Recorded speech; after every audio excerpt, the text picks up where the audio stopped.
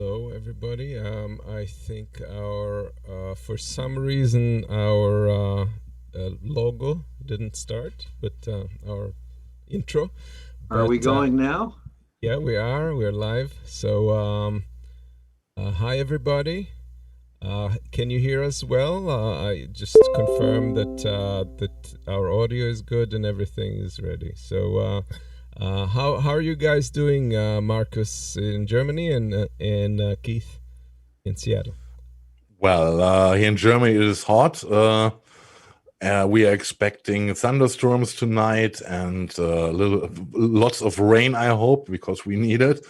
And yeah, it's dry, at least not as dry and hot as in Phoenix, Arizona, as I read today, where they have, I don't know what it is in, I only know the degree in Celsius. It is incredible 48 degrees in Phoenix, Arizona. Wow, I'm happy that I'm here in Germany where it's only hot. Keith, how are you doing? Oh, it's beautiful here. It's been, sunny days, not too hot, not too cold. I mean, not cold at all. It's you got to roll the window down when you open the car door, but that's it. It's beautiful. All right. So, yeah, great Yeah, summer. And here nice. in Union, New Jersey, it's a little bit on the hot side, but uh, everything in my garden is set up, and I'm ready for the bees. All right. Yeah, and what a week it was, right? And well, I've got to admit that I was not very creative, when I came up with this card, with the idea for it. But I think, nevertheless, it is quite fitting, what we have seen in the last week on social media, respectively on YouTube. Well, I have never seen something like this before, to be honest.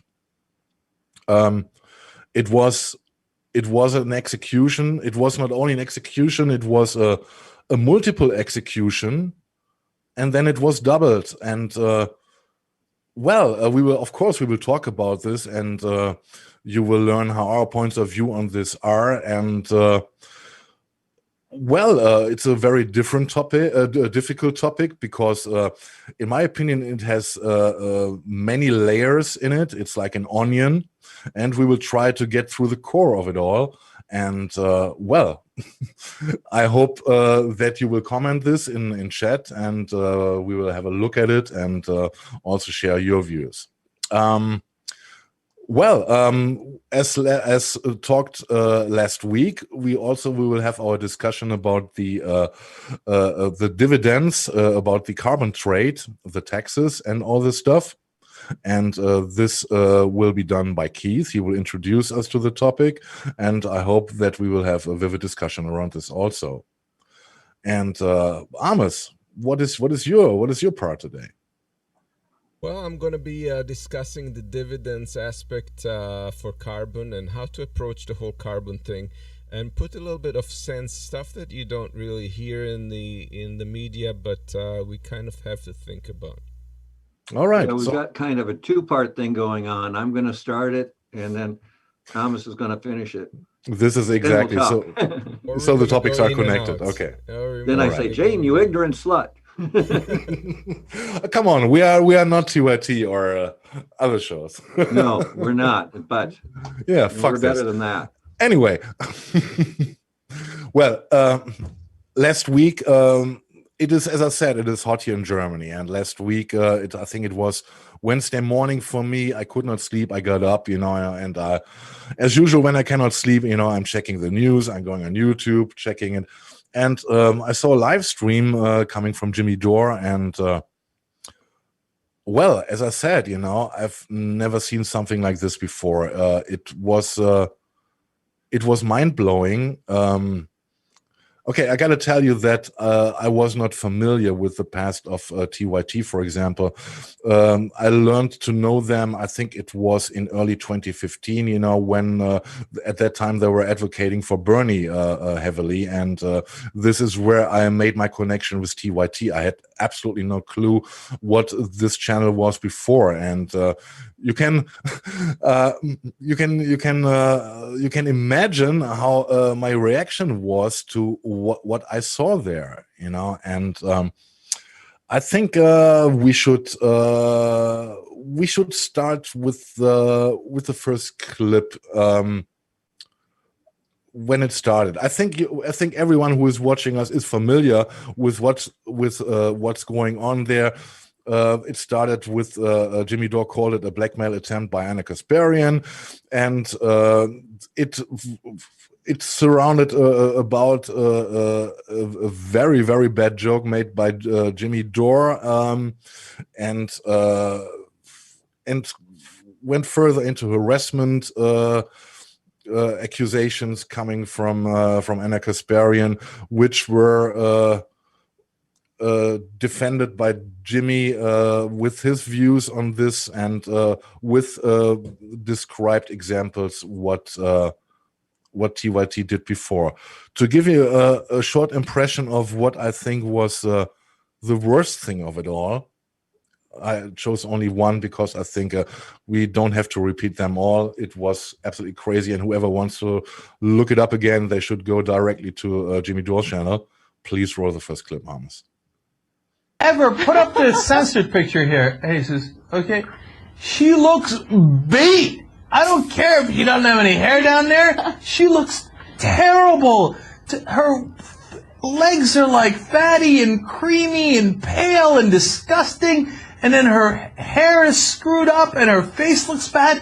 She looks so bad there that I wouldn't even do her. Well, I think this normally goes under, under, I think, 90s locker room talk, men locker room talk. And I could not imagine that they did this openly, as a news or entertainment news segment. Markus, who was she referring to, by the way? Okay, and exactly that's the next point. They refer to in many cases of what Jimmy Dore showed to Britney Spears, and and I think this makes it double worse, in my opinion, because Britney Spears at that point, she was knowingly a more or less helpless person, and she was literally lying on the ground. And they're taking a profit out of it, by stomping their feet on this person. I was, I could not believe what I saw there, But this is only the intro, my first experience where I started to dislike Cenk Uygur was a couple of years ago when he was stuck at an airport, and I think it was a Delta flight, and he behaved incredibly arrogant and pompous, and he threatened the females behind the desk, who were trying to calm down the passengers. We can discuss about the service Delta offers, but his behavior, it was over the top, and this is exactly what he oftenly shows, in my opinion, my personal opinion, when he presents news. He does it too much for my taste, and this is one of the parts why I never took him too seriously as a news person. When I finally quit TYT, watching TYT again, was not long after. It was directly after they jumped ships, and when Bernie was clear that he had to give the nomination to Hillary Clinton, he directly jumped ships and went over to the Hillary Clinton campaign and promoted them. These were the things where I said, okay, this guy is not serious. He is not representing the values I would expect from someone who describes himself to be on the left. I think this explained it to myself. Anyway, let's come to the weak point. Jimmy Dore made a major mistake, I think, in his reply, in his response. The major mistake, and I could not grab it for a couple of days. And honestly, my girlfriend helped me to get this. What was his problem? He said at the time when the bad joke incident, I would call it like this, happened, and he apologized, and Anna said she accepted his apology. Everything was okay again. Could you remind us what the bad joke was? Oh, okay. Well, as I said, I think everybody knows what it was about. But okay, here it is. It seems that in the newsroom, Anna and her students where they watched how show was produced, and due to Jimmy Dore, she was wearing a short skirt, and at a certain situation she bent over, and everyone, including Jimmy Dore, could see her butt, including her thong, and he made the joke, a nice new skirt, Anna. And according to Jimmy Dore, everyone in the audience was laughing, and she was embarrassed about it. And he said that he felt bad about the situation, about her, that she was embarrassed about this, and he wrote an apology card to her and brought her a gift and talked to her about it. And due to Jimmy Dore, everything was cool after this, and that's the main story about this. And exactly there's the point. When he told the story in his response videos, he contradicted himself in his presentation, and this is the point. And my girlfriend explained this to me. When he was explaining the situation, he was smiling, and he was smirking about the incident. And she said, and my girlfriend says, a woman sees this as a signal that his apology was not meant. It was not what was really meant. It was fake. If he was sorry when this happened, I think he should still be. She said he still should be sorry about this when he talks about this today. And this was the major mistake Jimmy Dore made. And at this point, he got the TYT viewers on his side. We got another video which we were going to show, which goes even further from another commentator, and you can clearly see, they see this. They see you got to see you see this through a woman's eyes. She's seeing Jimmy Dore, and they cannot stand Jimmy Dore. They're seeing the typical stereotype, right? There's an old white or an elderly white man, making jokes about a young woman exposing herself in a certain situation. And he is smiling and smirking when he's talking about this. And this is what sticks, And everything else which comes after this, what he presents, he did right. I mean, if someone would go, and my girlfriend also says that in her opinion, what was going on with Anna Kasparian, where she started the accusations in the TYT segment, she said, you can clearly see that she is absolutely dishonest, but she knows how to present it. She presented it in the right way, so every woman can identify with her situation. And that's the point of it. And there, Anna Kasparian won this, If Jimmy Dore wouldn't have done this mistake, in my opinion, and only present and say, okay, hello, this is what happened, and talks about this in a serious way and say, okay. And now let's look back at the harassment accusations and let us see. And he would not have even to comment each clip.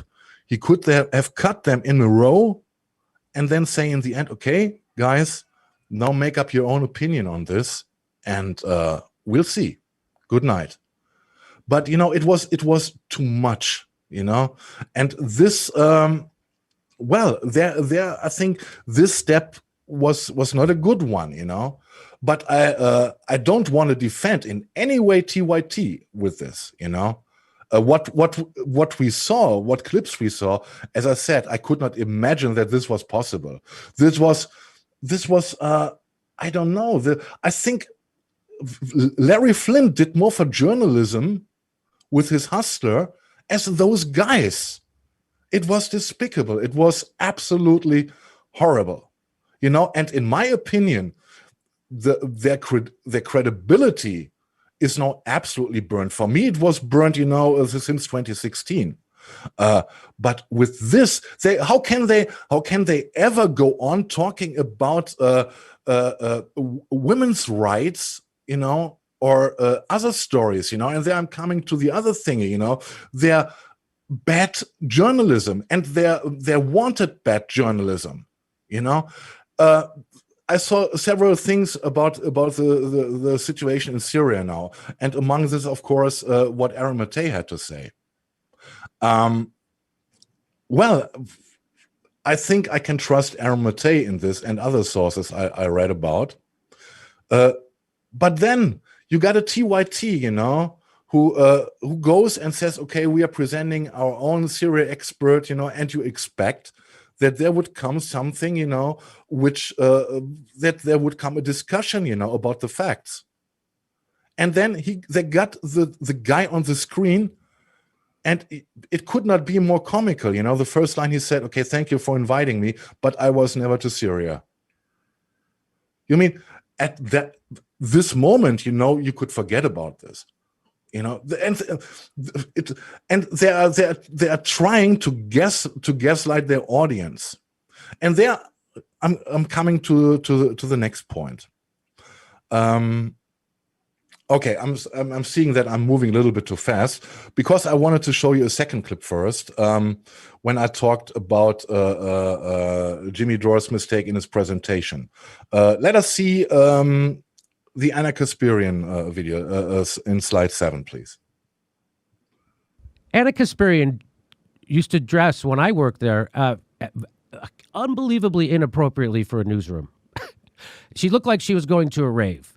The skirt, nice one time she came into the newsroom with a skirt so short. It wasn't a pencil skirt. It was like a fluffy one too, but so short that she bent over in front of me, and I literally saw her ass and her thong. She's wearing a thong. I literally saw it. Everybody saw it. And I go, hey, Anna, nice news skirt. And everybody laughed. Like, they laughed louder than I thought they would. And so it humiliated her. She got humiliated in the middle of the newsroom. And I did it. And I felt bad. At that time, we were friendly. And I was just busting her balls, right, for dressing like that in a newsroom. You're going to bend over and show me your ass? I think that's a little... I'm not offended, but I think that's a little risque. Imagine if I did that. If I walked around showing my ass to everybody. So... yeah. And this is exactly what I was referring to, If you feel honestly sorry about this, you cannot laugh about it 7 years later, And this is exactly where he made the big mistake, with which many people, who might be also shocked about what they saw about TYT, what they did in the past, But here you can also see the argument, Look at Anna Kasparian, how young she was at that time, And she had to deal with a mostly male environment, in the media, and of course, I think it does not justify the German Schadenfreude she often showed in the clips, when it was attacking women who could not defend themselves at that time. I think this is absolutely despicable. But it goes into the mind, that and the other thing is, how many we are no women, we cannot feel how a woman feels who has experienced, harassment and molestation, etc. And I think, considering this, yeah, it was very harmful for Jimmy Dore. What I think what mostly his female audience concerns. Because he will, as we saw lots of comments on YouTube under this. What a white jerk Jimmy Dore is that right? It did not go about the topics anymore. It was a one-sided war, and all this, it's a personal feud, and. I think Jimmy Dore acts a little bit, and this is dangerous in my opinion, like Captain Ahab when he was hunting the white whale. I think Jimmy Dore does such valuable stuff, in reporting and presenting important journalists and raising questions, including getting into conversation with conservatives, etc. That he should not. Minimize himself, by going after people like Uyghur and Kasparian. He should be above this, but you could see, it's and it is easy said, if someone would come up and blackmail me or send me such a message like this, guys, I would be fuming for retaliation. What message was that? The message Anna Kasparian sent to Jimmy Dore, where she said he should remember what he did to her 7 years ago. When she referred to the incident, and she wanted him to stop talking. He never addressed this topic, but they wanted, as it seems, it is quite obvious that they could not defend anymore from the constant attacks of Jimmy Dore, which in parts were absolutely rightfully, when it comes to the facts, about Syria, maybe about Russiagate, etc., that he debunked this and he ridiculed them. And that's the point, you can contradict your other media, in my opinion, but you should stand over it. A guy like Jimmy Dore should stand over it, and say, okay, they're wrong here.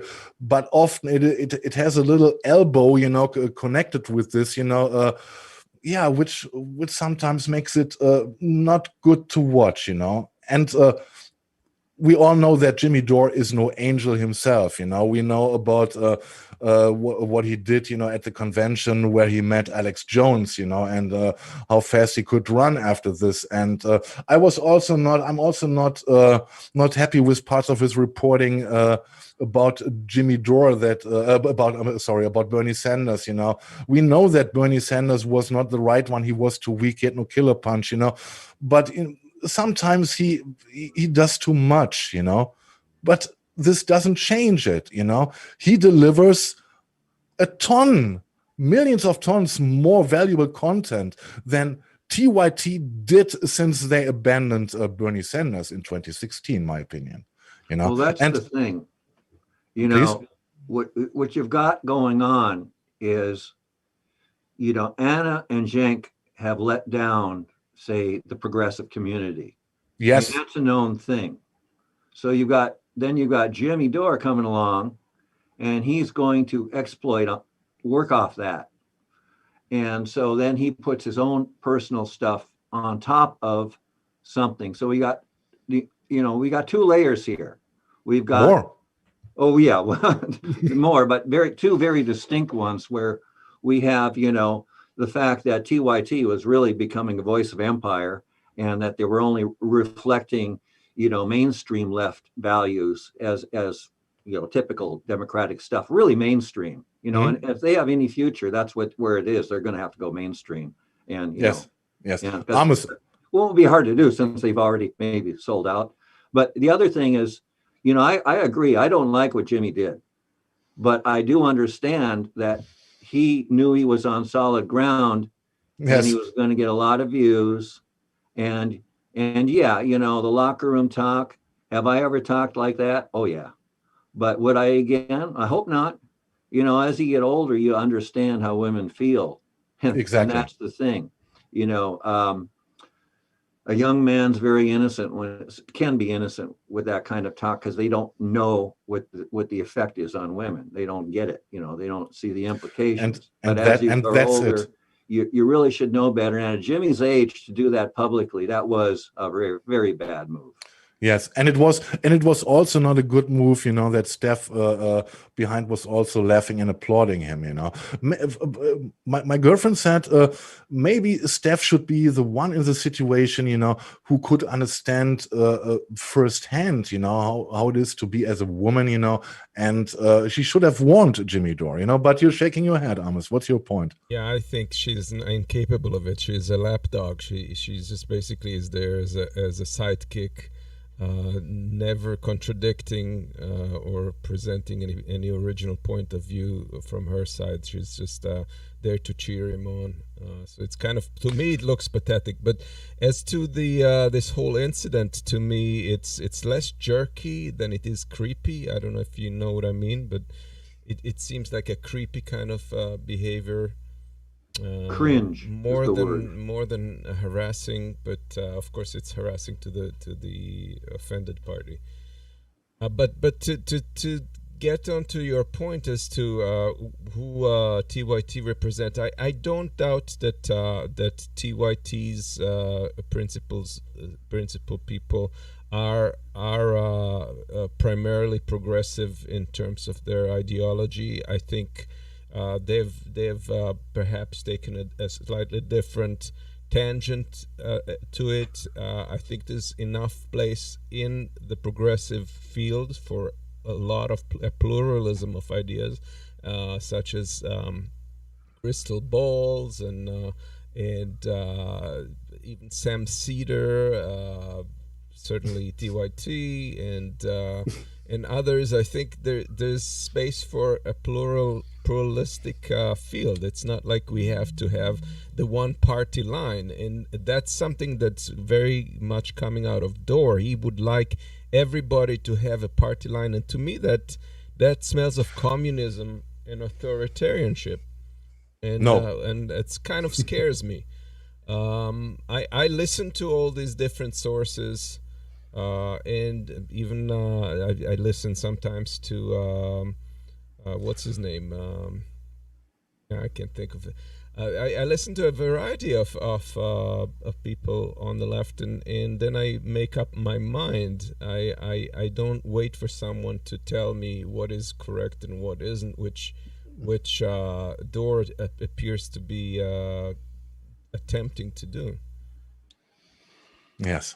Okay. I would like to tell you about my thoughts. I've wrote them down, and okay. Let's first go to let's roll the clip, and there we have Emma Vigilant and how she got the situation, what's going on, and yes, just roll it. We will talk about it. Right, exactly. So let's bring that powerful woman down a notch. That's how I'm going to talk to Francesca Fiorentini in an abusive way. That's how I'm going to talk about Ocasio-Cortez and other women.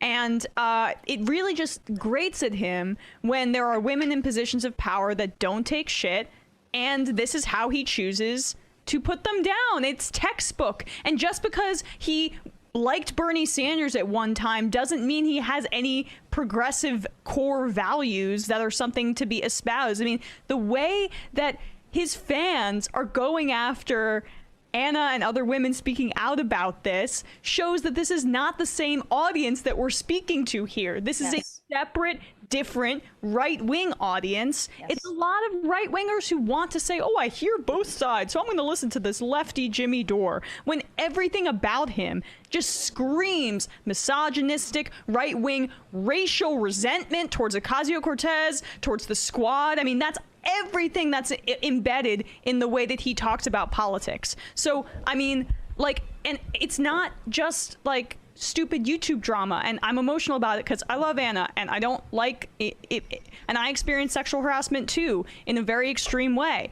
But like, it's important because he's completely disempowering a lot of his audience who could have leftist inclinations, and turning them and red pilling them basically, and they don't even realize it. And so if anybody watches that and still thinks Jimmy is like a good guy, give me a break. There's a point, don't you think, Markus? I think the following. I think it's.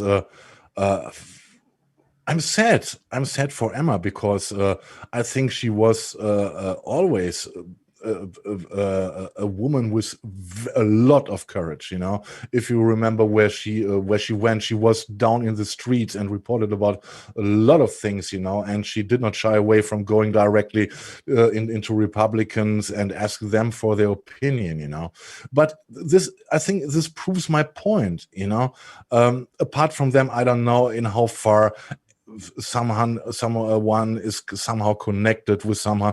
There's also a very sad Twitter feed coming from David Dole.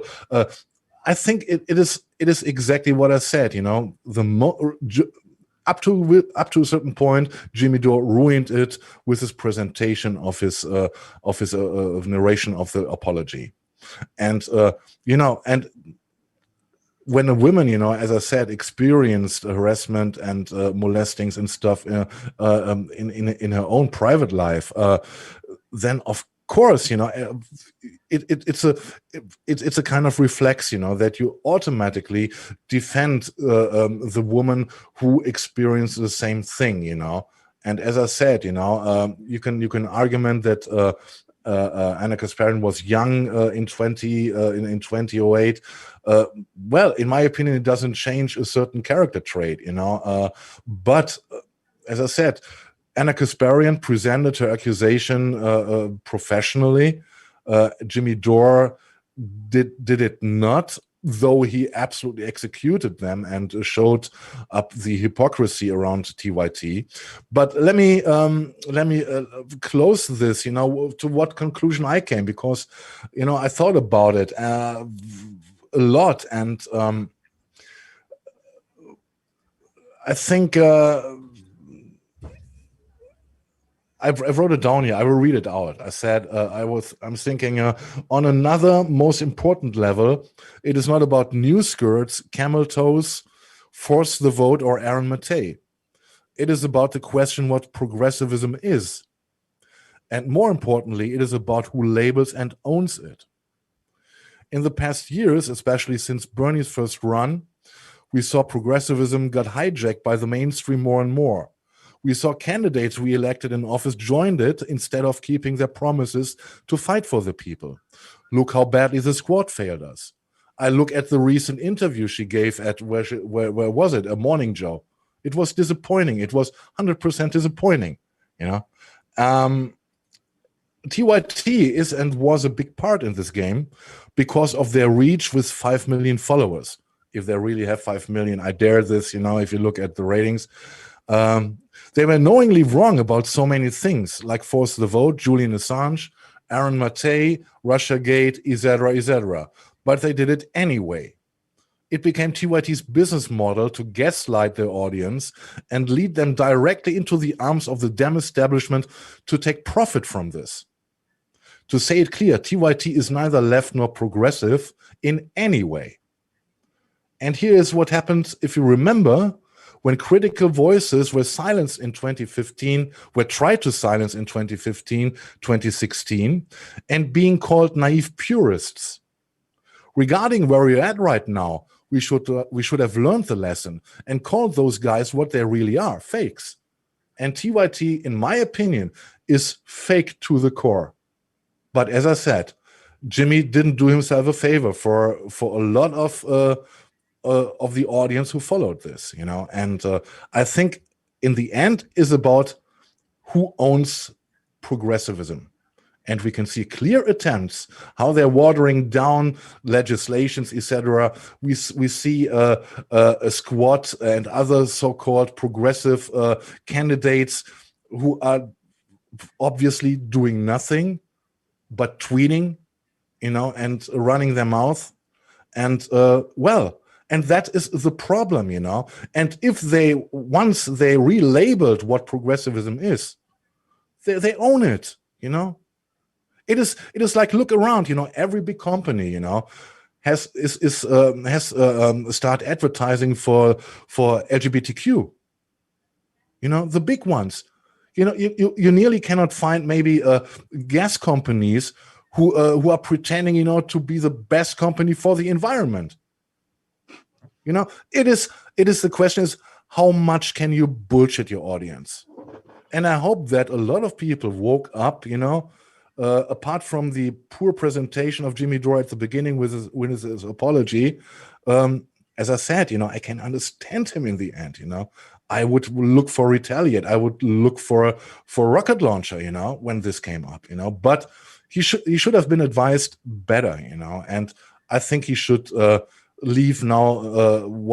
What's rest in pieces of TYT and concentrate on what he really does in a very good way, in my opinion, is presenting independent voices and trying to get things on the ground. Yeah, if I may, I think there's two sides to the coin of progressivism and its impact in the Democratic Party. You can see definitely that a lot of them are sucking content from progressives and aligning themselves, at least ideologically, more and more with progressive initiatives. Of course, not people like Cinema and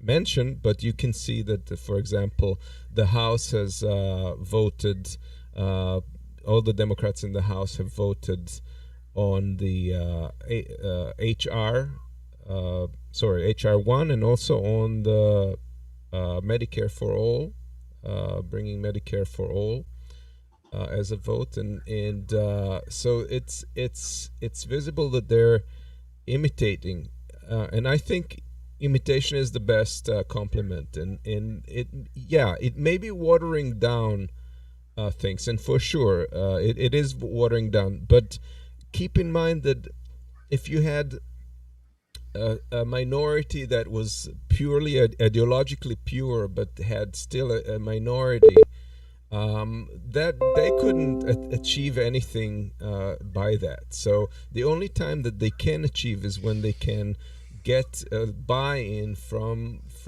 more centrist or other people that previously would have not supported them, and maybe now they will support part of it. So you have to look at it as an ongoing battle, and not as there's not going to be a point where everybody in the Democratic Party is going to be progressive. It's just not going to happen.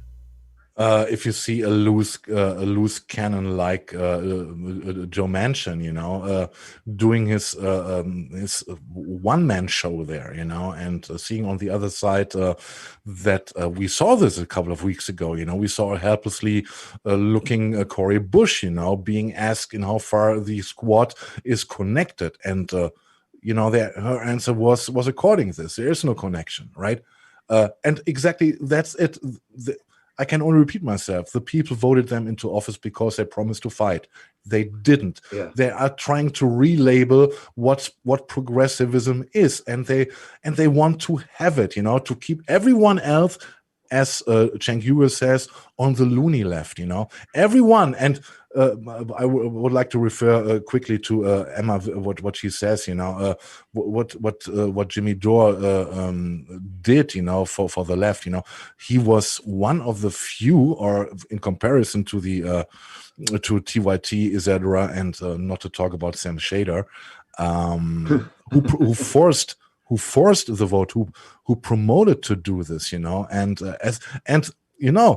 the problem is they wanna do the excess journalism, they wanna stay to have the people on their shows, and they're only asking them bubblegum questions and nothing serious, because otherwise they would not show up anymore. But when it goes around the beef, and this is why I say they are fake. I went through the videos of them. There was absolutely no point of criticism regarding the squad. For anything. They're protecting them, and this is not a fucking self-described news show job, right? And Well, that's there the and thing. there you can say what you want. Is Jimmy Dore much more honest? He is. We can agree that he might be an angry white man, etc. Maybe he is. I don't give a fuck. But if I look at the content and what he really has to offer in comparison, holy shit, TYT, get off the air. And what I would like to close with this very disappointing statement coming was twittered by David Dole. Hold on. He says comparing workplace sexual harassment. Hold on. Let me. Yeah, sorry. Let me please. play it. Please. Comparing workplace sexual harassment that Dore was just laughing about to a decade-old conversation about a celebrity is some next-level moronic shit. JFC, what happened to you? I have endless respect for your father, but you've lost your mind since associating with Dore. For my taste, it's too one-sided, and I don't know what David Dole is trying to do. Maybe he wants to also profit, from the TYT viewers, to getting on their side. I don't know. I try to make up my mind, because I gotta admit, when this war started, I was absolutely pro Jimmy, but when you reflect this over some days, you also see the weak points, and coming up with two little paragraphs, well, this is not enough, and in another tweet I read today, he wants that everyone who shares the views of Jimmy Dore, etc., should unfollow him, and this is the discussion. This is the discussion we can expect for someone who calls himself a rational national. Useful idiocy. Sorry, I don't get it, and I think it's disappointing because I like to watch his content. In some parts, I think he was not accurate or wrong, but okay. And but this is cheap. This is cheap, David. Sorry. I disagree. I think he makes an important point about the comparison that was drawn, and it's a tweet. You're gonna have a short 2 sentences. You can't have an essay. So. Oh, you can send another tweet. You can put a 1 on it and on the other one a 2. So everyone would know it's a follow-up tweet. It's not a format. I repeat, I go back to this being at 2 levels. You've got what progressivism is and what people think it is, and I'll tell you what I think it is in a minute. But you combine that with this personal stuff, which really has no place in the politics at all. This is just it's personal stuff. And, keeping it all straight seems to be tough. Okay. So, I mean, in my YouTube feed, my algorithms have been pushing at me all this stuff at me for a couple of weeks now. And I pretty much ignored it because I got my mind made up what TNT is and what progressivism is. And if you want change, if you believe the world is not cool the way it is, and it's unjust and it needs fixing, and you really are sincere about that belief, then you are progressive. And if so, you will not sell out. And there may be a temptation to do it because how are we going to make change? Well, we're only going to make change if we work with other people. And the problem with that then is everything starts getting watered down, values get compromised, and pretty soon you've got, nothing franchise of former values.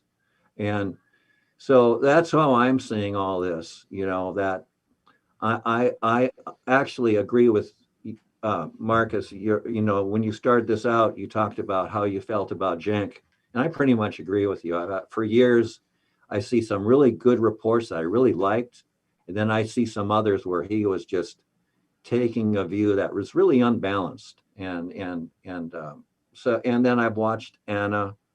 She loves to be a presenter on the Jacobin. That's one of her other jobs. interesting to see her. I watched her interview on Noam Chomsky a few weeks ago. And, she's another one to figure out. I kind of figured her out in my own way. So where I am, I got better things to do than pay attention to, the personal stuff. And as far as Jimmy goes, I like Jimmy. I do think he's a progressive. I think Emma was totally off. She's a sellout, but not Jimmy. I don't, as far as the progressive values go, I think Jimmy's got them. Now, well, being inappropriate, making a mistake, okay, he did. But you don't think that he crosses over to the far right in some cases? I mean, obviously he's made those distinctions himself. If I'm going to put something out there, and I think in your heart, if you're truly progressive, you're going to have some weird contrarian values here and there that the other side may have, which you're supposed to oppose. And that comes from thinking about your stuff and coming to your own conclusions. If you just want to be a progressive and follow everything the progressives are supposed to do, guess what? You're not. You're a sellout. You're having everybody tell you what to do, what to think, and where are your values? Where is the outrage of what you see in the world that you want different? So that's that is exactly that's what I think.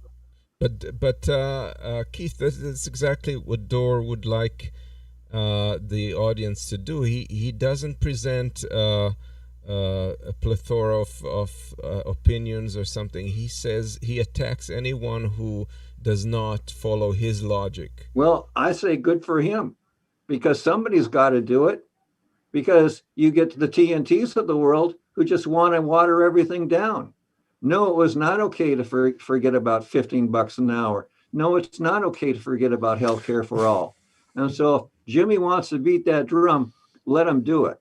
The problem is that Jimmy Dore is very aggressive in his representation. And Amos, you're absolutely right. He is hitting hard. But the problem is, and this was shown by the incident, that he can, in most cases, he can back it with facts. And the other side cannot. And this makes them even more furious. And this is what we saw the past week, when suddenly, out of nowhere, the direct damage got to Jimmy Dore from Anna. But it doesn't change. It doesn't change what, in my opinion, what's really going on in the core. That it is a fight about what does it mean, what are progressive values, and in how far the democratic establishment can water it down and still profit from being labeled, at least in parts, to be progressive, and they are fucking not. And that's my problem in it. Anyway, so it was. God! You have another. Yeah, please. Had another Twitter from Yeah. Kaspersky. Don't really need to relitigate. I'm done. These are not people I trust or want anything to do with. That includes their supporters, and anyone who thinks it's okay to defend Jimmy, when he himself made this public and admitted to degrading me. By all means, stop watching TYT. Go away. Go away. Go away. Go away. Yes. As the Dead Kennedys in the 80s song about MTV, I can only say, yeah. TYT, get off the air. Now. Anyway, let's move over. Last week we had a very interesting discussion about carbon and in how far we should deal with dividends. I think dividends in how far we can pollute the environment, Keith, right?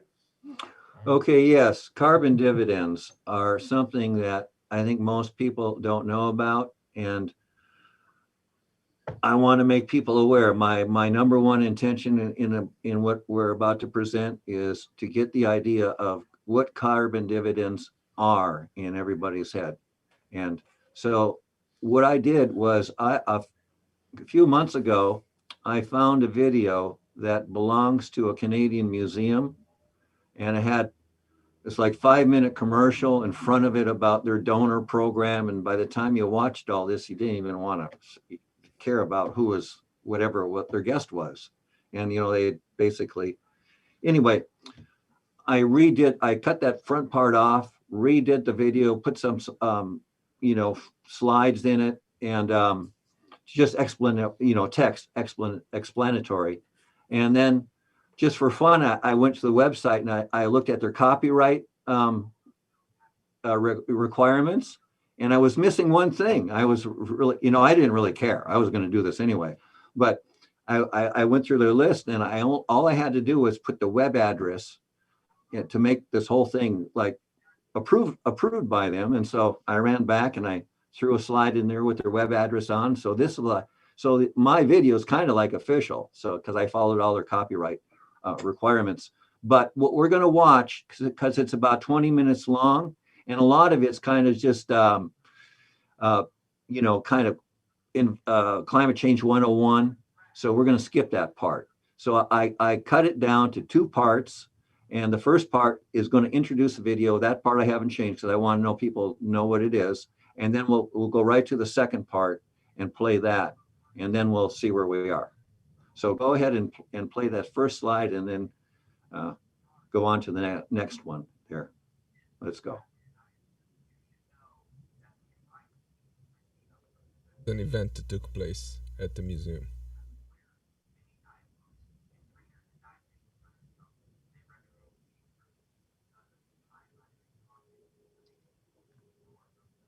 If you look at per capita emissions, Australia has passed the United States, and Canada is growing. I mean, you're almost as bad as we are in the U.S. on a per capita emissions, and of course, the rest of the world. That's where the big increases are coming, because we used fossil fuels to raise our standard of living, and they want to do the same thing, and they have every right to do that. And if they don't have alternatives, they're going to do it the same way that we did, and that's burning fossil fuels, and that's what they're doing.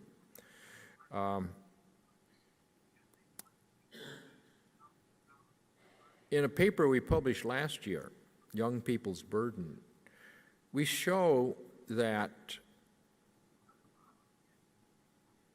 unless we begin to reduce emissions very rapidly, we're handing young people a situation where they can only stabilize climate by sucking CO2 out of the atmosphere. And we show that the cost of that, if we stay on business as usual, is going to be in the hundreds of trillions of dollars with any of the technologies that we know about. And that's just implausible. So we're in danger of handing them a situation where there's really no, doesn't appear to be any way out. And the tragedy of this situation is it's not necessary. If we would, so we looked in that paper, we show different scenarios for the future, continuing emissions increase. Oop, I didn't mean to do that. Can I go backward? What I meant to do was push this. So continuing business as usual, or flattening out emissions, or decreasing emissions 3% a year or 6% a year. If you would reduce emissions 3% a year, then the warming would peak at less than 1.5 degrees and then slowly decline, even without sucking CO2 out of the atmosphere. So it's still physically possible to stop further warming, but it requires beginning to reduce emissions. And the problem is that fossil fuels are the cheapest energy. They appear to be cheapest because they don't include their cost to society. Just the cost of air pollution on human health. if you would only include that, you would make the competing cleaner energies much more competitive. And instead, we're even subsidizing the fossil fuels. So the solution that's required is make the price of fossil fuels honest by including their cost to society. And you could do that in a very simple way. Just collect the money from the small number of sources, the domestic mines and the ports of entry. So it costs almost nothing to collect it.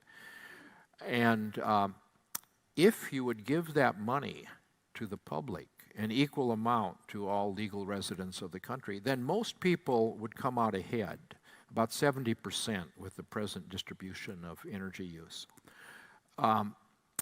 And that would, and we could move rapidly on that 3% per year reduction rate.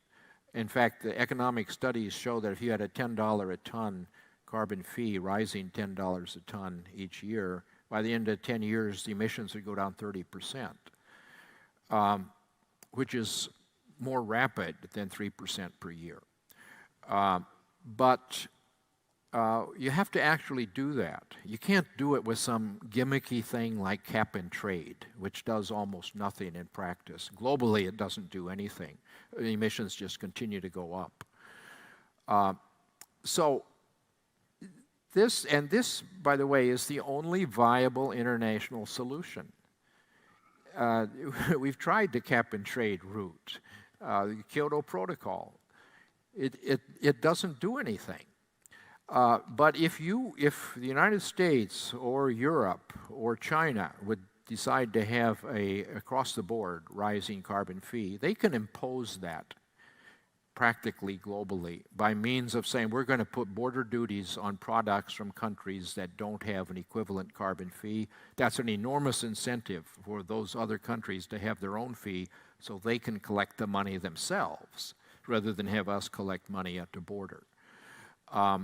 Economists say that would work, but politicians don't want to do it. Okay, so that was the basic idea.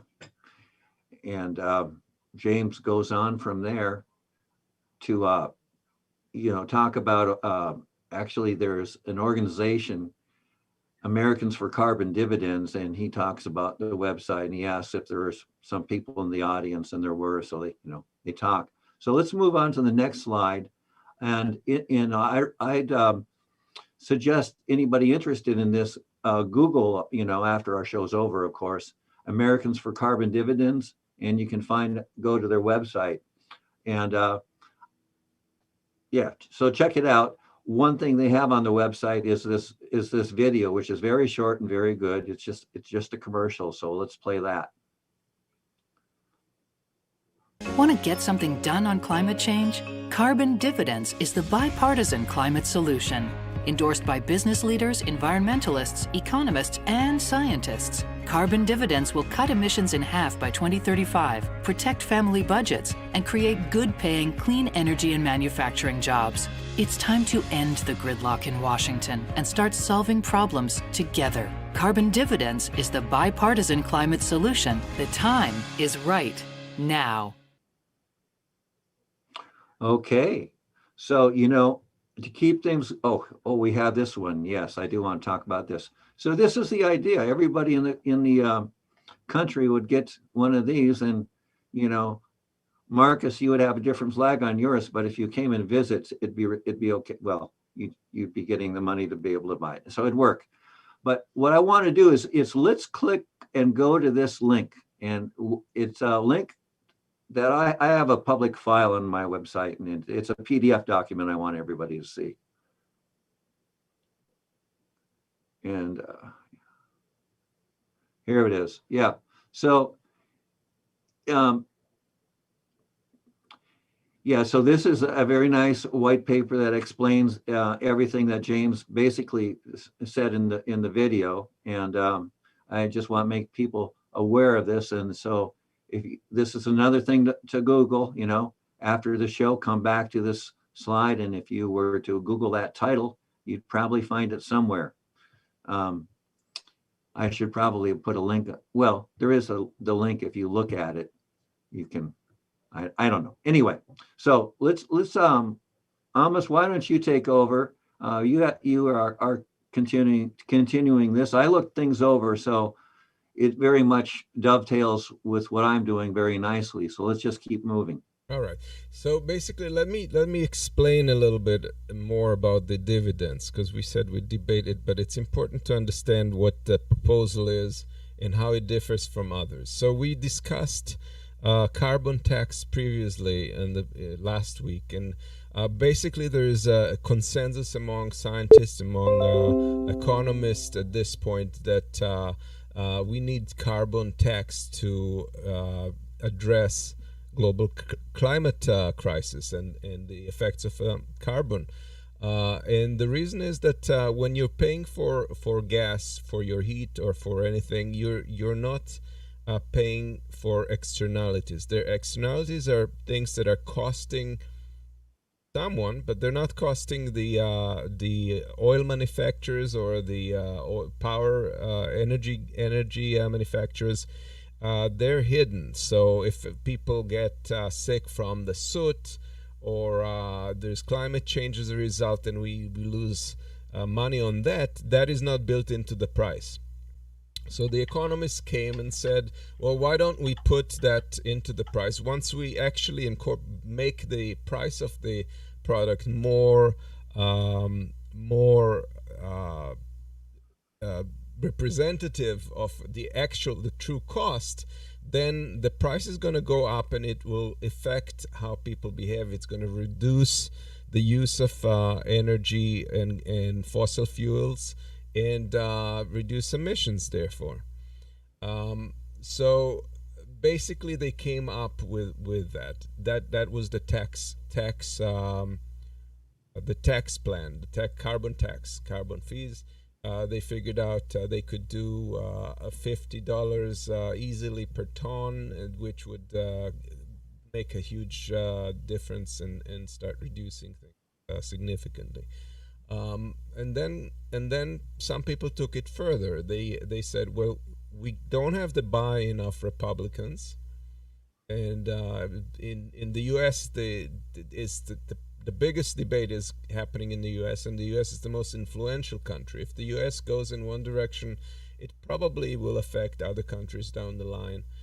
So let's address it. So what they came up with was the idea of not that they wouldn't tax the carbon. They still tax the carbon, except they're saying we're going to do dividends. We're going to give every citizen in the country a certain flat amount that's taken from these companies that are producing energy, and give it back to people.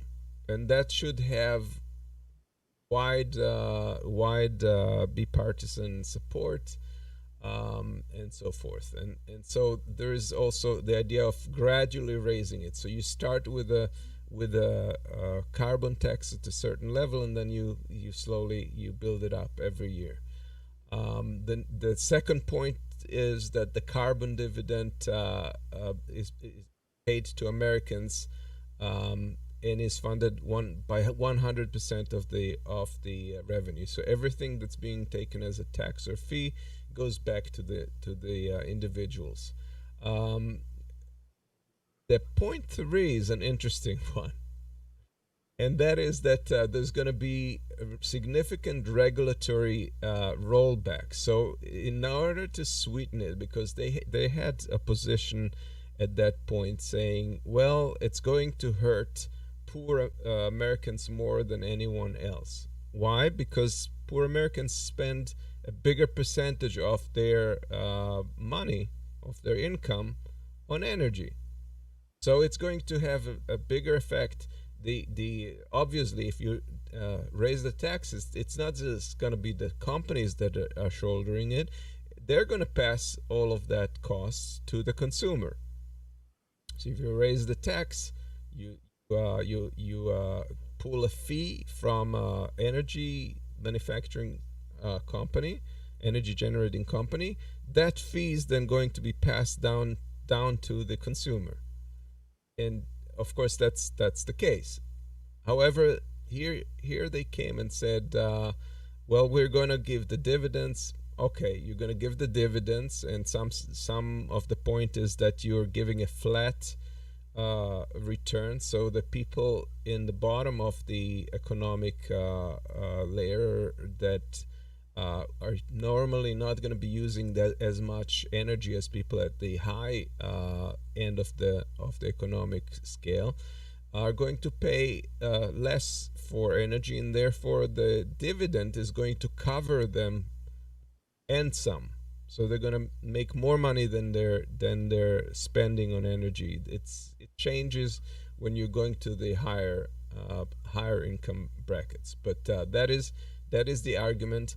But still, they couldn't get everybody on. So they incorporated the idea that they would compensate for that by rolling back regulations. So, and that got a lot of industry on board. And in a moment, I will show you who's supporting all of this. The fourth point is that this is a step that they boast can be done unilaterally. It doesn't need an international agreement. The U.S. can do it right now, and once the U.S. does it, it will create a domino effect. That's the claim, because a country that has doesn't have mitigation for carbon emissions will have to pay a border adjustment fee to sell something to the U.S., for example, where there is such a regulation, such an arrangement. And so they will have to pay the difference, so that there is no advantage given to buying energy products from other countries where the generation is dirtier, where the saving on these clean aspect. So that border adjustment, because it's being implemented to other countries, say Japan wants to sell a certain amount of energy, they have to pay $100 per ton that this of pollution that this will generate. And so rather than that, they will come to the conclusion it is more advantageous for them to do the same and collect the taxes and share it to their citizens as dividends, rather than paying it to the U.S. as a adjustment tax. The problem with that is that there is no saying that they won't go the route that other things that are being taxed with tariffs are going through. So basically, they may choose to battle it with a trade war rather than go the other way and incorporate it into their own model. And that is something that's not addressed. A quick question, meanwhile.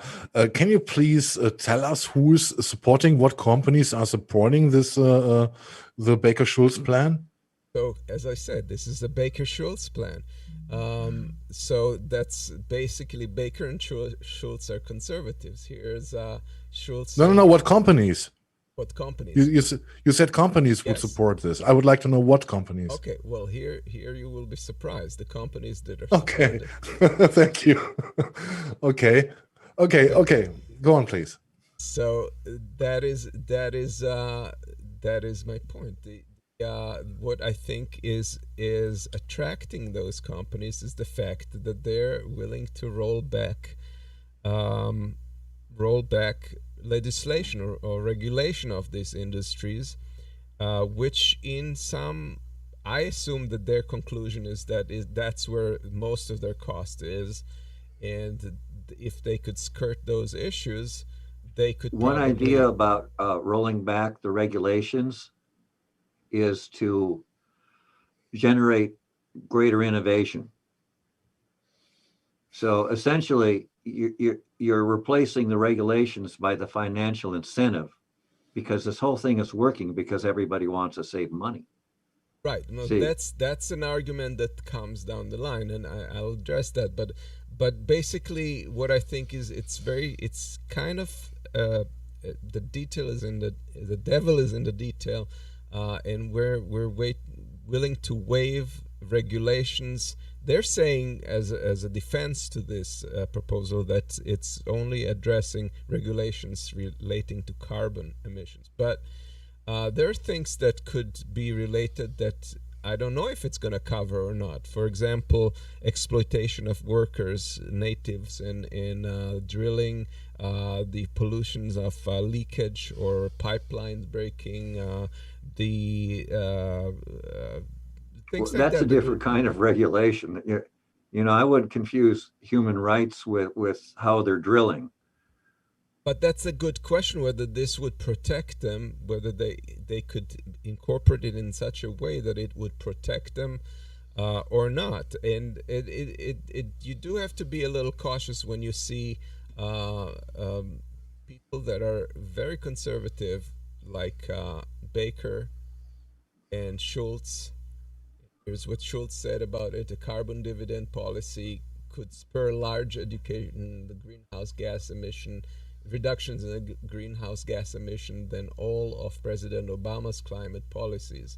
At the same time, our plan would strengthen the economy, help working class Americans, and promote national security, all while reducing regulation and shrinking the size of government. Talking about it having a greater effect, here's their projection. Obama's is the green line. Trump's was the minus 14%, which got worse. And then you have the projection if they had the Baker-Schultz plan, which meet Paris and some. So that's their argumentation. And they have even Paulson say this is a fundamentally conservative plan, one that showcases the principles of free markets and limited government. I'm a proud Republican and believe it is important to protect those principles and always strive for evidence-based policymaking. This plan provides the roadmap to do just that. So yeah, it's I mean, I'm not necessarily against it because there are conservatives for it. That would be insanity. What I'm saying is we have to move with caution and really understand what the implications of everything is. Now, to your point as to the innovation, yeah, if you were talking, and this goes back to counter for argumentation against carbon tax, because the critics say, well, it's dividends, schmividends. What you're doing is you're raising taxes that's going to come to you. It's going to affect the citizen, and then you're going to give them the money back, but they're still paying more for the energy. So you haven't done much. It's like a sleight of hand. Well, I think we've done I think that the change is enormous. I don't agree that we've done nothing at all. I have a jaded view about why conservatives are for this. Can we hear me? Yeah, but let me just finish that argument that that's the argument against it is the criticism. But what I'd like to correct on this is that, yeah, maybe that would have been the case if we didn't have alternatives. So basically, you can buy the energy or not, and you kind of need to get the energy, so you're going to pay whatever it takes. That's not the case, though, because people are going to have alternatives in the form of green energy. Once the green energy alternatives break even at some point and you can save money, they're actually going to make more money on the dividends that are taken on carbon tax than they would pay to the energy generation. So that argument is kind of flawed. But go ahead. Okay. You know, my jaded view about why conservatives are for this is because we can do this and they can stay conservative. You see, you don't have to become progressive. You don't have to change your values to participate. You get your credit card, and then if the carbon's really expensive, then what you do is you don't buy any more than you have to. And if there is a green alternative, you take that. If there isn't, you minimize your impact. You consume the smallest amount of carbon that you can, because you want to save the rest of that money, because that's, and essentially, when you really think about it, this is the only thing that can work. If we have a carbon tax, without this, the economy gets depressed. You can't raise the price on carbon without compensating people in some way, because you're not paying them anymore. So what you going to do? You've got to give the money back to them. And, the details, there may be some minor details to work out, but fundamentally, this is what you got to do. But it is such a huge change that people can't wrap their heads around it. I confess, when I first came across this idea, free money? You're giving people free money? Then you think about it. No, you're not. Actually, you're giving them their birthright, kind of, because you are polluting their environment.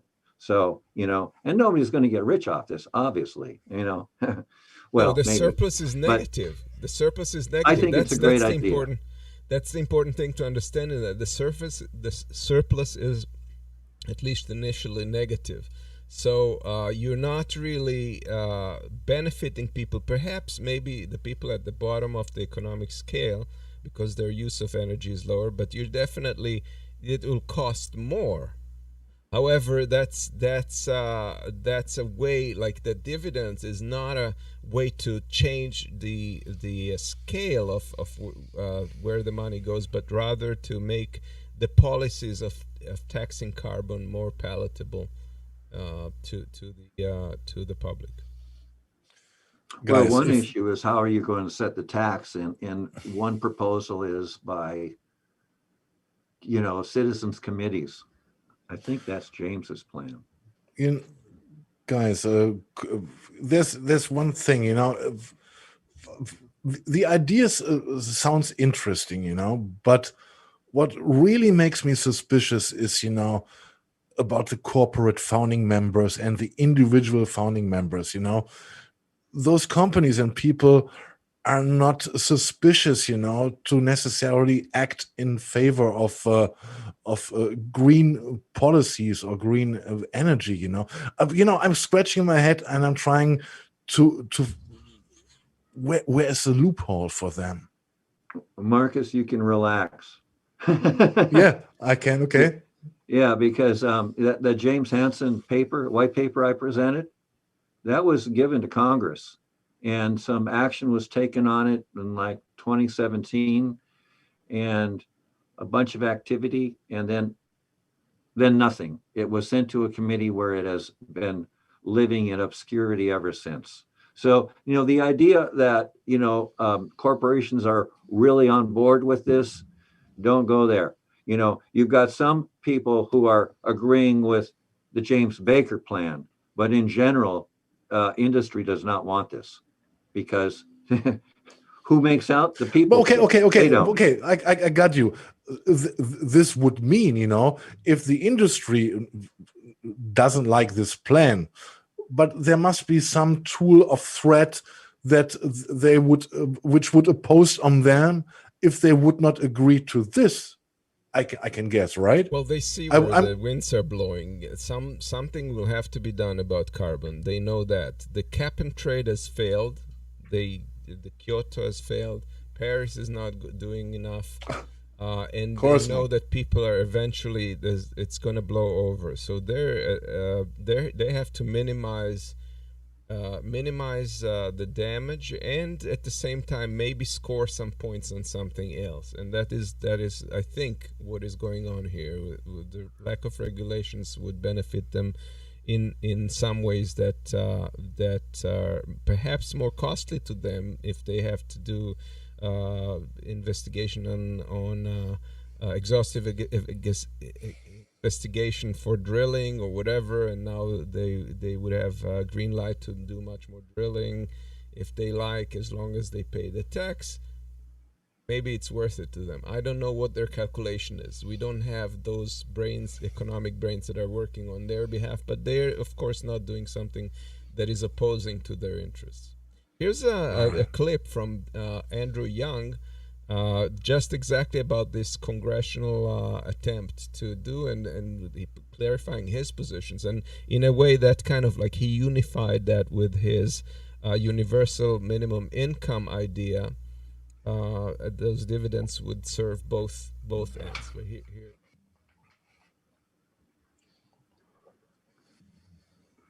What would Andrew Yang as president facilitate in terms of combating climate change? How many of you all studied economics? I bet it's a popular major here.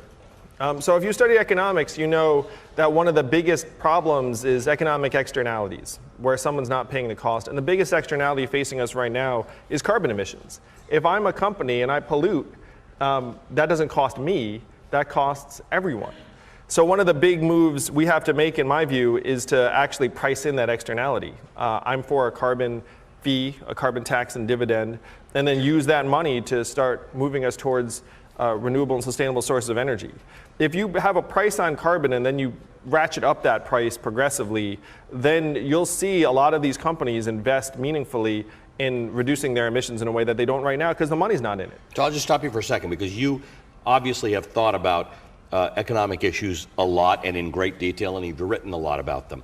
For people who are watching this who haven't thought that through or don't know how that works, how does that happen? Does that mean everybody gets to emit a certain amount of carbon, and beyond that you have to buy credits, or you just pay for the amount of carbon that you're emitting all the time, which forces you to actually reduce it? So we would have pricing, the carbon fee initially would be $40 a ton. So it's immediate, and if you're emitting anywhere from a ton up, then you start paying into the system. But then you have an economic incentive immediately to try and reduce those emissions, try and streamline your operations so that they're cleaner and more sustainable. And you would do this, you become president and maybe you don't have a compliant Congress. How do you get this done? Well, I'm happy to say that a carbon fee and dividend is a bipartisan idea. There are many Republicans that are behind it. It came this close to passing, even in this Congress, which is really saying something. With this president, it came this close. So as president, I believe that we can get that through, because this is something that even industry leaders have been calling for at this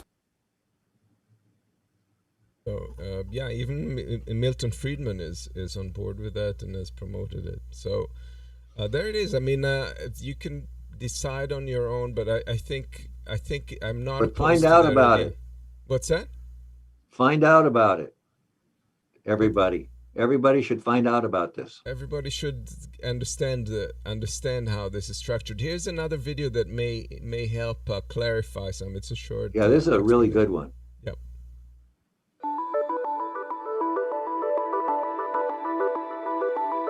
If we needed a reminder of climate change, the scorching summer Europe just had in July was just the sort of extreme weather scientists say is becoming more frequent. To bring carbon emissions under control, more and more leaders now agree with one thing. We must go further. We must strive for more. A two-step approach is needed to reduce CO2 emissions by 2030 by 50, if not 55%. The simplest way to do this is through a tax on carbon. If carbon-intensive activities and products become more expensive, we'll consume less of them, and emissions will be lower than otherwise. But there is one big problem. Higher carbon prices can cause a big hit to the living standards of those already worse off. That's because poorer people often spend a larger share of their incomes than the rich do on carbon-intensive things, such as petrol or heating fuel. When the French government tried to increase France's carbon tax on transport fuel and heating oil, the reaction from what became the Yellow Vest movement was explosive. So here's the dilemma. We have to cut carbon emissions, but the way to do so hurts the poorest. It seems we have to choose between climate catastrophe and social disaster. What we need is a just transition to the low-carbon economy. Some French economists think they know how. What we had in mind was just to show that it is possible to design a system that makes almost everybody in the poorest half of the population as well off or better off with the tax than without. That was the point. This is how it would work. When a driver fills up her car with petrol or diesel, the price she pays is made up of two parts.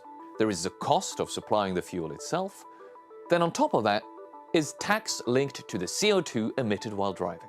It is this tax that most economists think should go up to encourage people to reduce their use of fossil fuels, which contribute to climate change. While people in cities have the option of public transport if a carbon tax drives up prices at the pump, people in rural areas often have no alternative to taking the car, and often don't have the means to change their car for a more fuel-efficient one. But what if the tax, instead of disappearing into the government budget, was immediately returned to people in cash? Such a carbon tax to be completely, to be well perceived by people and also to be just, it should be designed such that the revenues of the tax do not go into the budget, public budget, general budget, but they are kept to be redistributed to people to alleviate the regressive effects. Let's look at how this would work for a typical low-income family in France. Marion lives in a rural area with her husband and 2 children.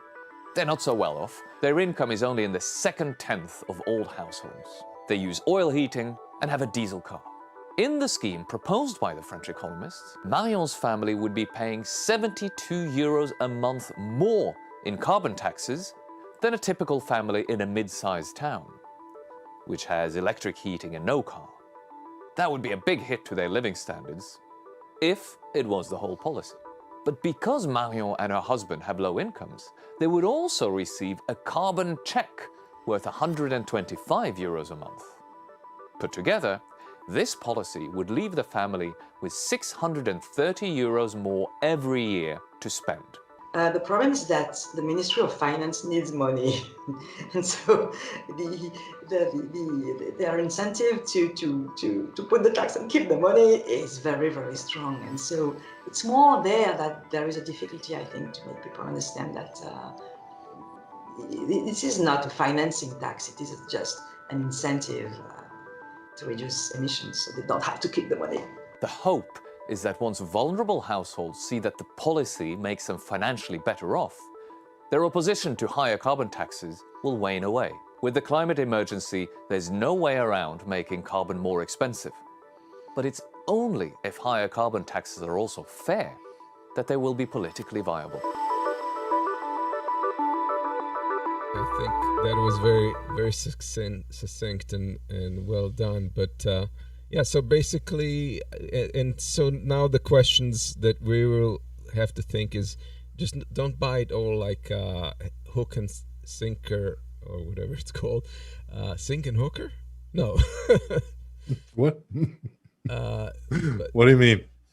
Don't just buy everything in one like as it's presented. Think about the aspects. Yes. Do we do the dividends as a flat amount for every citizen, in which case it was going to be very minimal impact or negligible for the higher. I got it. Or you only give it to the bottom half, but then you may lose support of some people that are in the middle, or do you do a combination? Do you give dividends, partly dividends, and then partly invest in governmental well, you know where I am on developments, 100% dividend. So 100%. You don't think that we could benefit from having something like the NIH of energy, where the government would develop and research energy and then make that available to the industry? I mean that's a separate issue.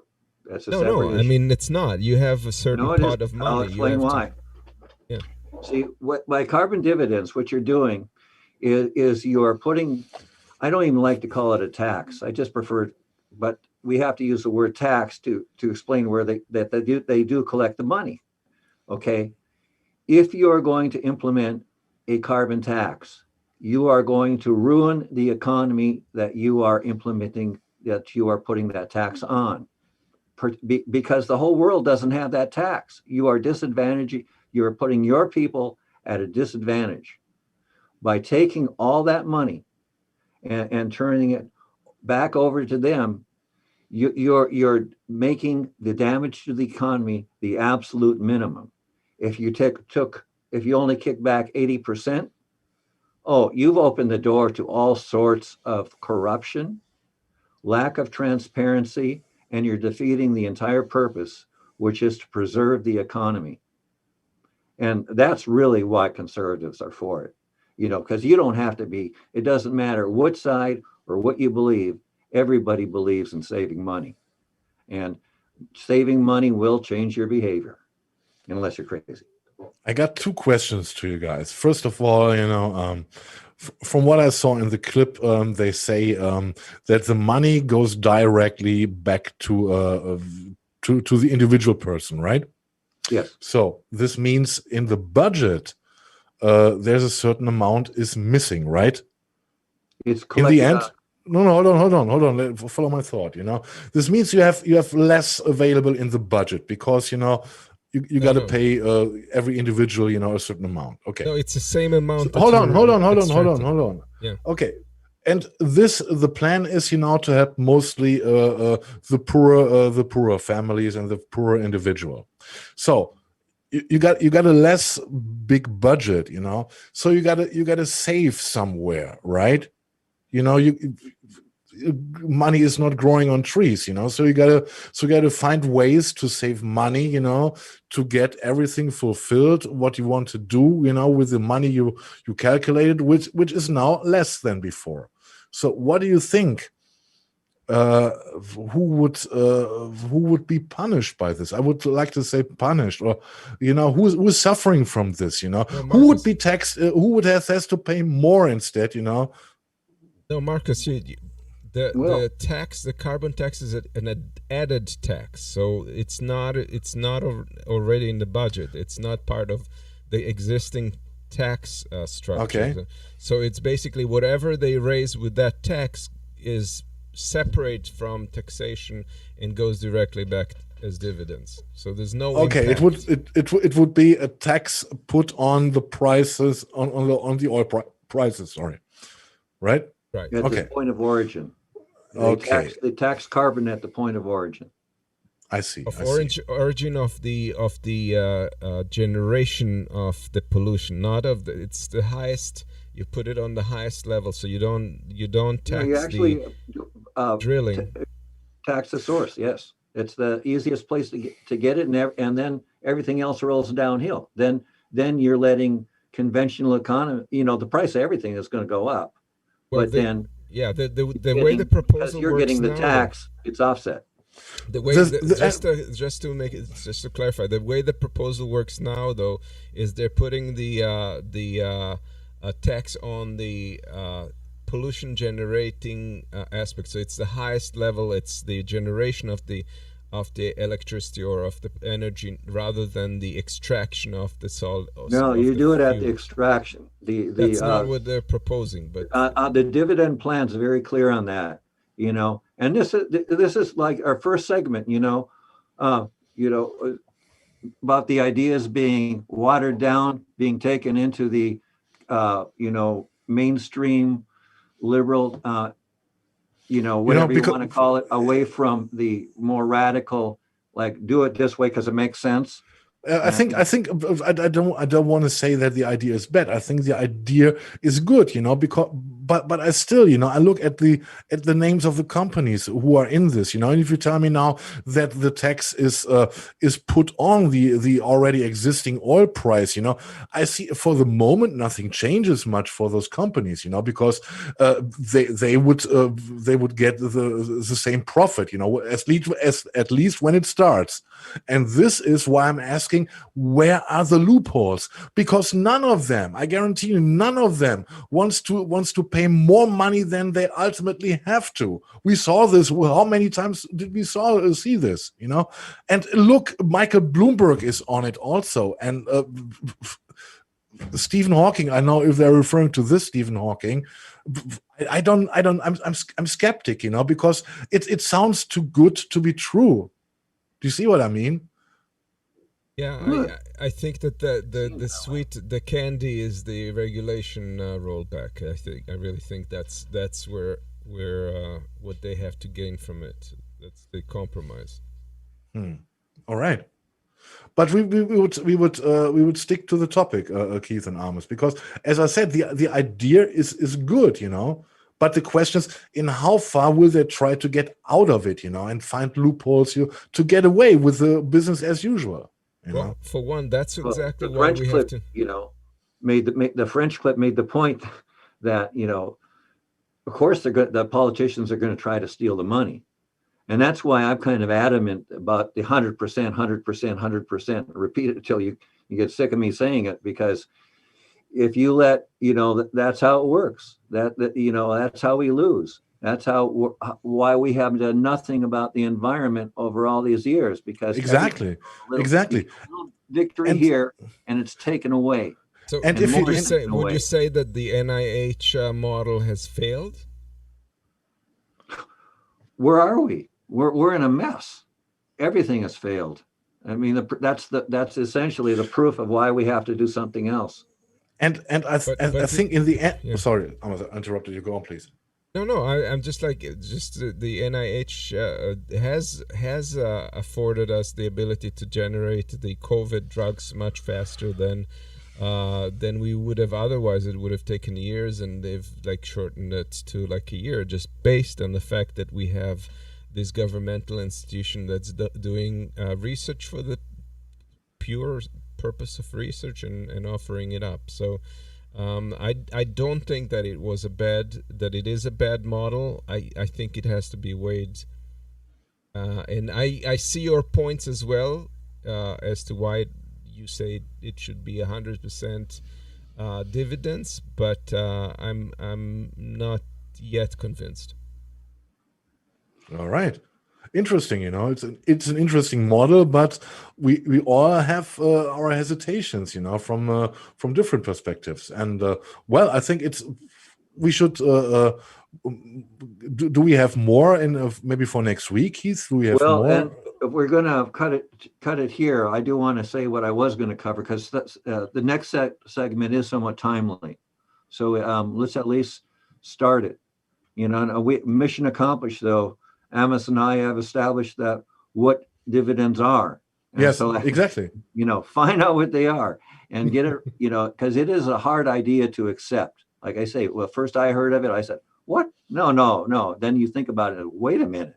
This is magic. Yeah. This is magic. Yeah. Do it. I can only tell what Keith just said, to our audience, go and do research for yourself. I hope we will definitely, Amos, Keith, you will definitely stay on topic what this concerns, to maybe get more background information. I'm very curious, my point is, if I look at the company's names, and I think it is too good to be true. There must be something behind it which helps them, and maybe it really was that they had to look into the gun, where it was said, you can either accept this or that, and then they finally said, okay, then we go with that one. But I don't know, and it would be great to learn more about it from you guys. And there are organizations that are still generating content that is anti this scheme, and one wonders who is funding those. So that's another thing to further investigate. I wouldn't be surprised if it's the same companies that put their names on it that are also playing on the other side and criticizing the whole scheme, and trying to contradict the idea of taxes altogether. But remains to be seen. Yeah. All right, guys. Keith, do you want to tease something for next week? Yes, I do. So since that's what I'm doing, let's kind of go through a few slides quickly, with the understanding that I'll probably come back next week and redo them. So it's going to be like boom, boom, boom through them. So show the first one, and I'll just say what's going on, which is number 29. It's on. Okay. Yeah. Okay. So the Minnesota National Guard was put on standby, which I guess is sort of not a big deal, because they've been on it quite a bit on and off since the George Floyd thing. But to me, I came across the Winston Smith murder, this this week and became really aware of it. And go on to the next slide here. And to me, this is a bigger deal than George Floyd. It really is. You've got Winston Smith was basically blown away by, okay, I got some, I'll just read this here. Let me get, okay. Oh, okay. Unmarked police cars surround Smith's vehicle as they killed him. Okay, the killing of Winston Smith, a 32-year-old black man, on June 3rd by local officers under federal command. Can I repeat that? Local officers under federal command. I'm going to repeat that again. Local officers under federal command. That's very important. Has triggered a wave of new protests in the city's uptown district. A 31-year-old woman was killed at a protest. And let's go on to the next slide. I actually went to Google Earth and looked at where this parking garage is. And, you know, that's something to talk about there. But I said we're doing it abbreviated. So let's go right on to the next slide. And, okay, what you've got here is you've got these things called fusion centers. Most people don't know about them. If you've ever become a target of investigation or a person of interest to the government yourself, you do know about them. You may know about them if you're, I do. So anyway, you've got these fusion centers that are bringing all the, you know, the FBI, local law enforcement, all this stuff together. And what you're going to get is a mess, you know, because, and this was all implemented after 9/11. Because now you've got a, you know, this pile of, you got to make everybody happy. So you get these extremists in there running things, and then bad stuff happens. So basically, I believe an unarmed black man was murdered. And go on right on to the next slide. And I dug into who he was. And, you know, if we had the time, we'd be playing this. And so we'll actually see a video. We'll be able to, you know, read his body language. You'll be able to figure out on your own whether or not he's a terrorist. But I'm suggesting that if you are a certain kind of federal person in a fusion group, you will think he is a terrorist, and you will have incredible power, enough power to make a very bad mistake that will end in his death. So, oh, and just to mention, he became a person of interest. You can see him sitting there with a laptop at the trial of Derek Chauvin. So he's somebody who came to the attention of federal people. So you're moving right along, and maybe we'll cut it soon, but I just want to mention that, you know, okay, go to slide 36. We'll jump ahead here. And because this, just to show the story's getting deeper. Because there was a protest, and there was a car was rammed, you know, a parked car was rammed at the protest, and a woman was killed. And it looks to be that I'm suspecting that some very, very, very, very bad things happened, which as a result of the first murder, you know, by the federal agents, and that is maybe causing some people to be very afraid of their careers, which resulted in something else very bad happening, and that was the murder of Deonna Erickson at a protest. And so, in a way, it's interesting. You know, all this will be covered next week, and maybe we should quit it here and just move on to slide 41, and where I just want to mention one other thing I'll be covering in the future, maybe not even next week. And that is, I found out about some information about the Uyghurs in China and how these camps are working and so on. Because just to give you a quick heads up, I follow a couple guys who used to be English teachers, you know, their YouTube channel, and they used to teach English in China, and they were able to, you know, one's from New York, another one's from South Africa, and they were English teachers, and they were able to, until the government basically outlawed motorcycles, they were able to travel around and meet people. And so that's where kind of like my go-to for info about China. And so that'll be coming up. So yeah, I did want to say where things are coming from, because particularly the events in Minneapolis are very timely. They're ongoing, and it's being virtually ignored by mainstream media. Fox News is giving out extreme misinformation.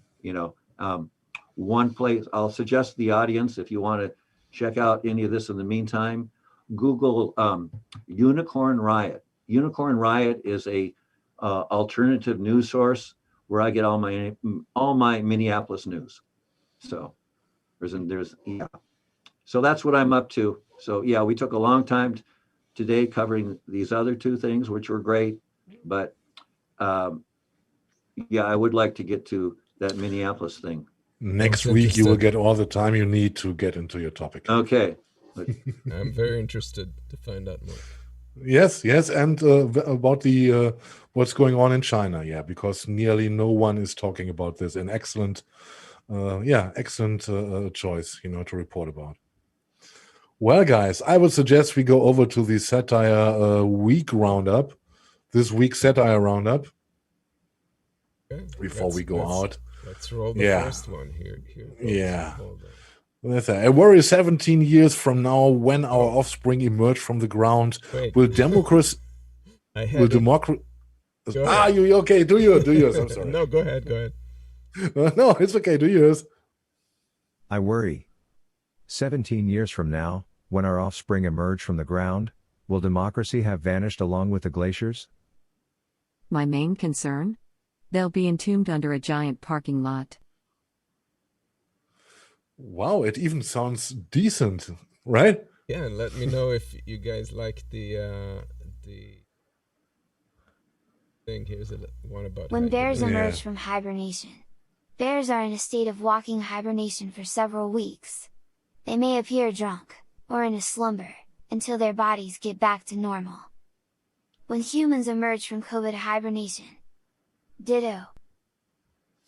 Yeah, that's true. Yeah. I can see a lot of people walking around like that, but yeah. And we know this, We know this in another context. I knew it. I grew up with it, when Take your vaccine. My grandma used to say... People in poor countries are starving for medical attention. Yes, I remember. Yeah, when my grandma used to say, you gotta eat it all up, otherwise, there are children starving in Africa. This was the standard phrase. You grew up here at my age. Yep. Yeah, it was built China. Yeah. I love this one, and this is exactly as I said, it was. What did Barbara say? It's about 100. How many degrees in Phoenix, Arizona right now? Same. Dude, you guys get toasted over there. What are you doing? Wow. How can anybody work in this? Like, especially in a poor country, you don't have AC, you don't have anything. You have to work, and it's 110 degrees. I mean, I would just do anything to escape. Yeah, definitely. But soon enough, we can't anymore. Right. Doesn't matter where we are. Well, there's going to be places that are colder and places that are hotter. In the rest of the oceans, maybe, it's 10 degrees colder. Yeah. Yeah. Shall we, Amos? I miss out ramping. I used to finish each sentences. This was good, man. That's too big a word for Trump. Yes. Yeah, go on with Russian Mitch. That I don't have voiceover for. Okay. Perhaps we should first discuss the ransom to unlock your launch codes. Yes. I like how he's sitting there, with his hands in his hand. Yes. Here's Biden. Yeah. Putin is not looking for a Cold War. Yeah. Geneva. Telling the other. Yeah. The cool shades. And we are banning critical race theory. From now on, slavery will be referred to as unpaid internships. Yeah. Very long unpaid internships. Yeah. Definite. Your entire life. Lives, generations, Yeah, Grandma Juneteenth is going to be a federal holiday. Now, if only they would quit taking away our voting rights. Absolutely, yeah. And this is the other thing, I know from my girlfriend there are quite a lot of people in the Black community who honestly give a fuck about this, because they say, why should we celebrate, such a thing, when we are getting treated like dirt, the rest of the year, and it's a very controversial topic. Is, and it is performative, but then again, a lot of it is performative, and it has some significance, even symbolic. Yeah. Yes, and this is this is also a great one, coming directly from the desk of Senator Joe Manchin. Can't we all just get along, with hearts and kisses and stuff, And then there's Doug Turtle, burn in hell, liberals. Death before compromise. Yeah, that's pretty much it. Yeah. Yeah, and there we are seeing the, just waiting for the bridges to be built and, then burn it down again. Yeah. Yep. All right, Guy. It is hot in Germany, and I'm glad that I can go now and enjoy some freshness and some cool, It was fun. It was fun to have having the show with you today. It was, I think, we hope we covered interesting topics for you, and you enjoyed it. And you will tune in next week again. And we need 4 hours. What do we need? 4 hours for our show? Oh, come on. No. We are nearly at 2 hours again. And we are going out with surprisingly with Miley Cyrus. I was not the huge Miley Cyrus fan. It was not my type of performance she mostly did. But anyway, it's what she wanted to do and wants to do, and we cannot take from her that she has an absolute fantastic voice. And I was very, very curious, about her version of Fade Into You. And I think some guys of you would remember the song. It came out in 1993, and it was performed by Mazzy Star. And it is interesting how she performed it. She did it in her own way, in the Miley Cyrus way, and it is completely different to how the original song was performed. But anyway, it is a great version, in my opinion, and I really hope, Amos, that it doesn't get us into trouble here. Maybe you got to delete it, because I can imagine that the instrumental part, she's singing live, but the instrumental part could maybe bullshits with us, and YouTube rules. And guys, any last words? That's it. Don't forget to share on social media, so we can expand the circle. And find us here on YouTube. If you're on Facebook, find us on YouTube if you want to be part of the chat. That's it. All right, guys. Have a good one. Stay safe. See you next week. And here's Miley Cyrus, Fade Into You. Hope you enjoyed. Bye-bye.